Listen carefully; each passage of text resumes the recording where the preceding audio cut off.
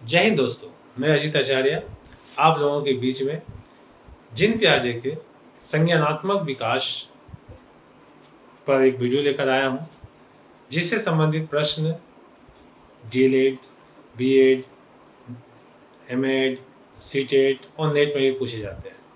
तो आज के इस वीडियो में मैं प्रयास करूंगा कि उन सारे प्रश्नों को, उन सारे टॉपिक्स जो आपको जिन प्याजे को लेकर दिक्कत होते हैं, उन सारे को क्लियर करने का प्रयास करूंगा। और आशा करता हूं कि इस पूरी वीडियो को देखने के बाद आप जिन प्याजे से रिलेटेड जो कंफ्यूजन आपके दिमाग में चल रहा होता है या जो क्वेश्चंस जो आपको एग्जाम में पूछे जाते हैं, उनको डील करने में जो दिक्कत होता है वो आपको नहीं होगा। तो इस विश्वास के साथ आप इस वीडियो को देखिए। मैं विश्वास दिलाता हूं कि इस वीडियो के खत्म होते होते तक आप ये पूरी बात समझ जाइएगा कि जिन प्याजे के संज्ञानात्मक विकास किस प्रकार से थे और वो किन किन चरणों पर हमारी जो विकास की प्रक्रियाएं हैं उसको बांटे थे। सबसे पहले थोड़ा सा इनके बारे में जान लेते हैं। जिन प्याजे का जन्म स्विट्जरलैंड में हुआ था। सन 1896 में इनका जन्म हुआ था। 1980 तक ये जीवित रहे थे। इन्होंने कुल 53 बुक्स लिखे थे। 53 बुक्स लिखे थे, जिसमें से इनका सबसे जो फर्स्ट बुक था वो था the language of thought and the child, जो 1923 में इन्होंने लिखा था। ये विकासात्मक मनोविज्ञान के जनक कहे जाते हैं। मतलब ये विकासात्मक मनोविज्ञान एक ऐसा मनोविज्ञान जो विकास की प्रक्रिया के साथ हमेशा सतत रहता है। तो वैसे विकासात्मक मनोविज्ञान के ये जनक कहे जाते हैं, क्योंकि इन्होंने मनोविज्ञान विचारधाराओं के क्रमिक विकास का वर्णन किया। इन्होंने मनोवैज्ञानिक विचारधारा का क्या विकास किया? क्रमिक विकास किया। मतलब इन्होंने कहा कि ये जो विचारधारा है वो सतत है, वो समय के साथ, आयु के साथ वो विकास प्रक्रिया हमेशा जारी रहती है। और इसीलिए इनको, इनके जो विचारधारा है उनको विकासवादी मनोविज्ञान कहा जाता है। और विकासवादी मनोविज्ञान के कारण इनको विकासात्मक मनोविज्ञान का जनक भी कहा जाता है। इनके अनुसार इनके अनुसार जो हमारे जो मानव विकास है उसके कुल 4 पक्ष पर ये जोड़ दिए थे। इनसे पहले जितने मनोवैज्ञानिक थे वो 3 पक्षों पर बात करते थे। वो कहते थे कि मानव विकास के जो पक्ष हैं वो 3 हैं। पहला जैविक परिपक्वता, दूसरा भौतिक वातावरण के साथ अनुभव, तीसरा सामाजिक वातावरण के साथ अनुभव और चौथा है संतुलीकरण पक्ष। देखिए, इन सभी टॉपिक्स के बारे में आप बिल्कुल इतना अच्छा से समझ लीजिए कि जब आपके साथ ऑब्जेक्टिव क्वेश्चन पूछे जाते हैं, चाहे वो नेट एग्जाम की बात हो, चाहे वो बीएड की बात हो, तो आप उस समय क्लियर रूप से उसका डिसीजन ले पाइए कि वो जो सामने वाला क्वेश्चन है वो कह क्या रहा है, उसका सही उत्तर क्या होगा। तो उसके अनुसार से आज हम लोग बात करते हैं कि मानव विकास के पक्ष। सबसे पहला जैविक परिपक्वता। ये जैविक परिपक्वता क्या हुआ कि मानव के जो जैविक प्रक्रियाएं होती हैं उसमें वो बच्चा पहले मैच्योर हो रहा है।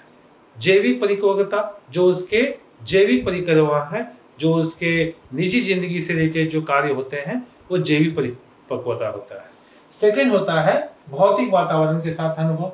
भौतिक वातावरण जो फिजिकल लाइफ है, जो हमारे चारों ओर होता है, उसके साथ वो किस प्रकार का अनुभव वो हासिल कर रहा है, उसके साथ वो किस प्रकार से रह रहा है, वो उसकी भौतिक परिपक्वता हुई। तीसरा हुई सामाजिक वातावरण। वो समाज के साथ, अपने रिलेशन के साथ, अपनी फैमिली के साथ वो किस प्रकार से एडजस्ट हो रहा है, वो हो गया सामाजिक वातावरण। और जो सबसे इंपॉर्टेंट है, जो जिन प्याजे के द्वारा अप्लाई किया गया, वो था संतुलीकरण पक्ष।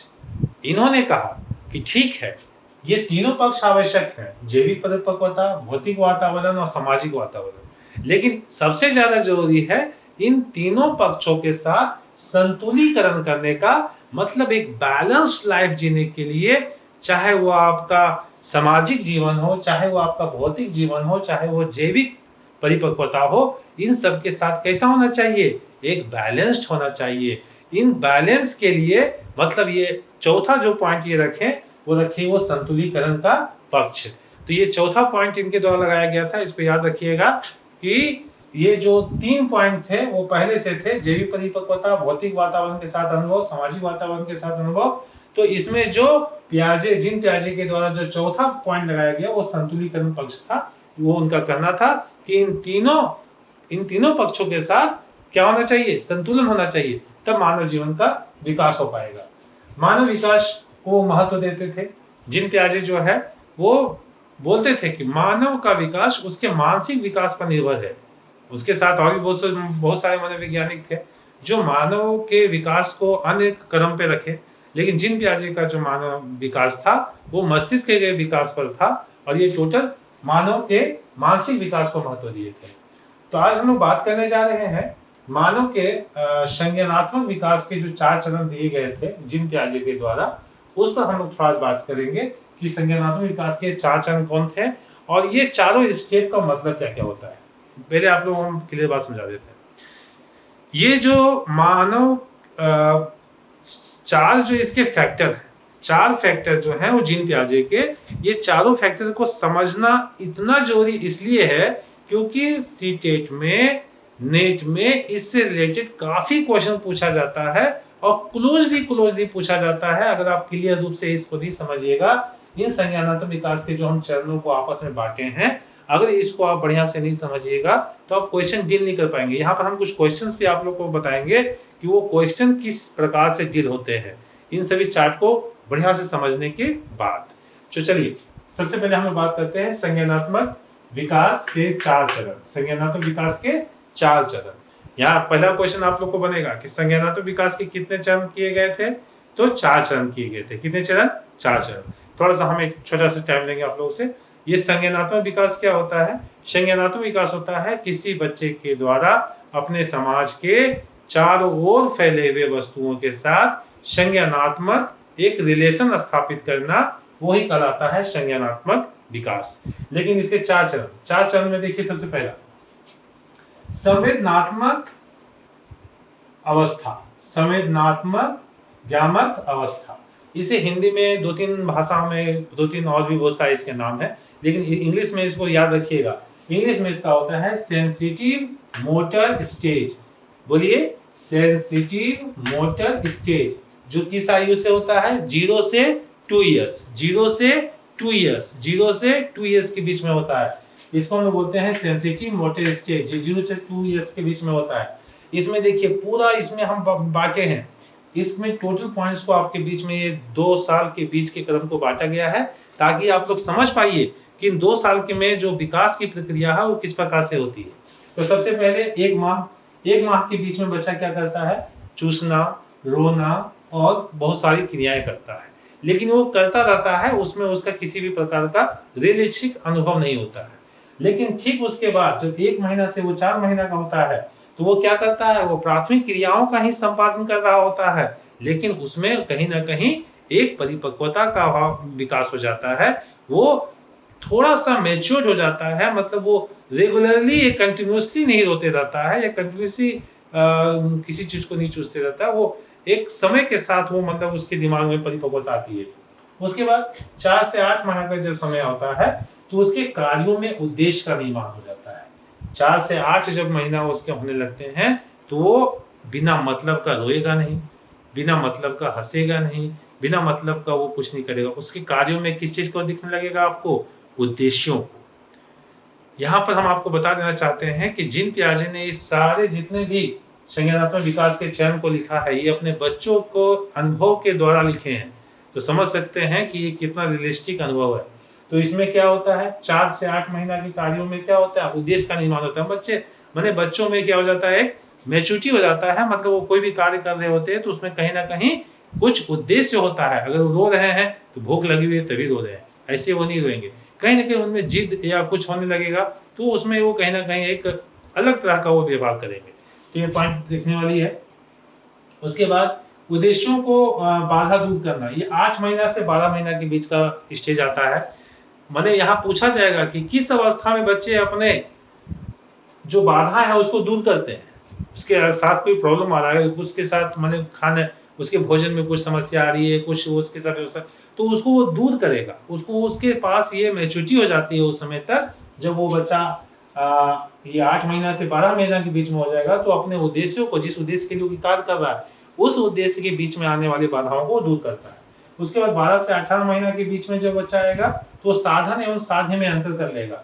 मतलब वो जब बच्चा 1 साल और 1.5 साल की अवस्था में 12 माह से 18 माह के बीच में जब वो आता है तो वो कहीं ना कहीं वो समझ जाता है कि मेरा साधन क्या है और मेरा साध्य क्या है। साधन और साध्य के बीच में थोड़ा सा मैं बताना चाहता हूँ। साधन वह वस्तु है जिसके द्वारा हमें किसी लक्ष्य की प्राप्ति होती है। यहाँ लक्ष्य कौन है? साध्य। तो साधन से क्या प्राप्त होता है? साध्य। तो बच्चा यहाँ पर साधन और साध्य में अंतर स्थापित कर लेता है। वो समझ चुका होता है कि मेरा साध्य क्या है और मेरा साधन क्या है, मतलब किस चीज से मुझे इस वस्तु की प्राप्ति होगी। उसके बाद 18 माह से 24 माह मतलब 1.5 साल से 2 साल का जो समय होता है उसमें बच्चे नवीन साधनों का प्रयोग करके साध्य को प्राप्त करने लगते हैं। मतलब बच्चा इतना मेच्योर हो जाते हैं कि वो अपने साध्य को प्राप्त करने के लिए नवीन तरह के साधन का प्रयोग करना सीख जाते हैं। वो नए नए तरीके नवीन टेक्नोलॉजी लगाने लगते हैं जिससे कि उनको क्या प्राप्त हो? साध्य प्राप्त हो। तो इस प्रकार से मैंने 0 से 2 साल के समय को पूरा महीने के हिसाब से बांटा है। और ये आशा करता हूं कि इस टाइप में अगर क्वेश्चन आपको आता है एग्जाम में जिसमें कि बच्चों में ये प्रक्रिया कब होती है ये पूछा जाएगा तो आप इसको क्लियरली बना पाइएगा। कुछ क्वेश्चन भी आप लोग को हम सामने डील करेंगे, उसके लिए थोड़ा सा ध्यान दीजिए। आगे आते हैं पूर्व संक्रियात्मक अवस्था, प्री ऑपरेशनल स्टेज। ये जो स्टेज होता है वो 2 से 7 साल का होता है। हिंदी में ध्यान दीजिएगा, पूर्व संक्रियात्मक अवस्था। इंग्लिश में इसको कहते हैं हम लोग प्री ऑपरेशनल स्टेज। ये 2 से 7 साल का समय होता है। इसको 2 भाग में बांटा गया है, 2 से 4 साल और 4 से 7 साल। ये 2 से 4 साल की जो समय होती है उसमें प्रतीकात्मक रूप से निर्धारण करना उतना बच्चे को क्लियर नहीं आता है। उसमें कहीं ना कहीं वो कंफ्यूज होता है, वो ज्यादा क्लियरली अंतर नहीं स्थापित कर पाता है। लेकिन हाँ, उसको ये पता चल जाता है कि दोनों में ज्यादा कौन है। लेकिन हाँ, जब उसको पूछा जाता है, जब एक ही प्रकार की वस्तुओं को 2 डब्बों में डाल दिया जाए तो वो कहीं ना कहीं वो कंफ्यूज हो जाता है कि ज्यादा किसमें है। वो उसको जो अनुमानता वो जो प्रत्यक्ष रूप से दिखता है उसको वो मानने लगता है।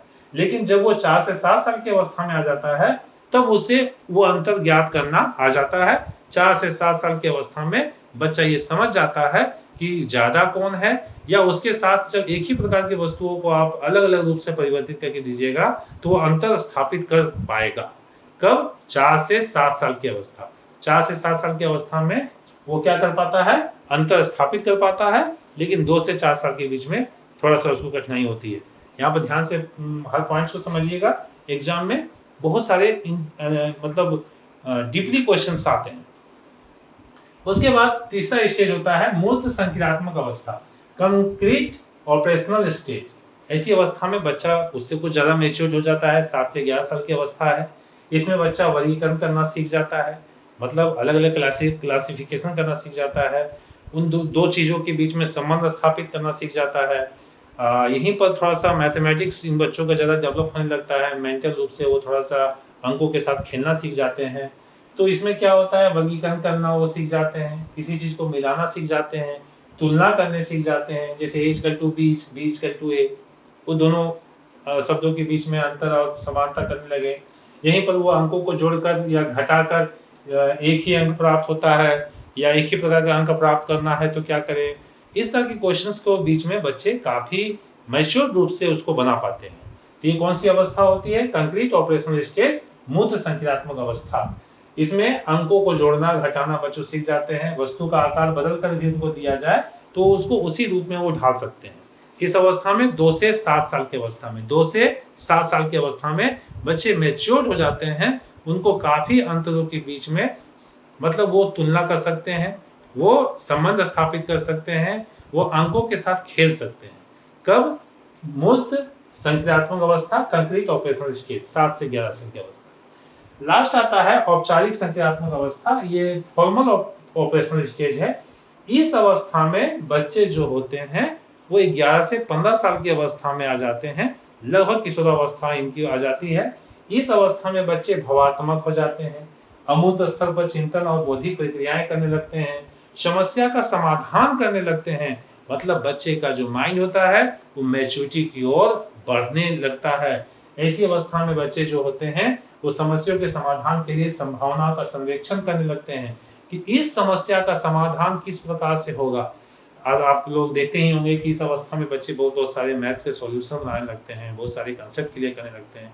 तो ये इसी अवस्था की देन है। तो यहाँ पर समस्याओं के समाधान के लिए संभावनाओं का सर्वेक्षण कर लेते हैं, परिकल्पनाओं का, कंसेप्ट का खुद से निर्माण कर लेते हैं, कोई कंसेप्ट में दिक्कत है उन कंसेप्ट को क्लियर कर लेते हैं, और तर्क वितर्क के लिए मान्यताओं को विचार कर लेते हैं, और चिंतन निर्णय के एवं क्रियाओं को न्याय संगत तर्कपूर्ण प्रमाण भी वो दे देते हैं।